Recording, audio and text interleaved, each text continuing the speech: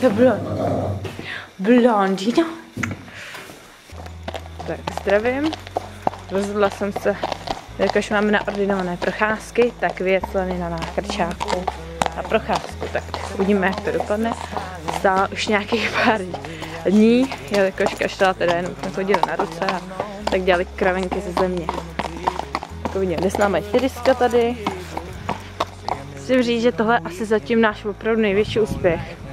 Že jako jedeme po trávě na louce. Nikde žádný prostranství, brány, nic, úplně na volno. Ale ty nežere. Dokonce jsem snad dneska přednější než tráva. To je vážně pokrok.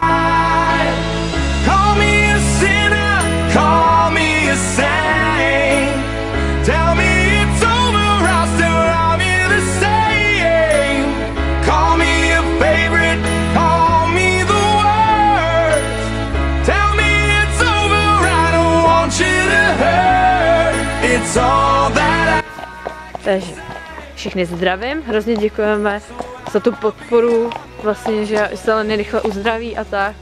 A to hrozně pomohlo, protože já jsem prostě na tohle šílená, že šílem kvůli každý maličkosti. Vím, že jsem na to hrozná, ale jsem hol taková, už prostě mám o ní strach, takový moje dítě. Tak se všichni mějte a my už za chvíli budeme u stáji. Never really stayed in one place. Maybe that's the way it should be. You know I live my life like a gypsy. I've said it so many times. I would change my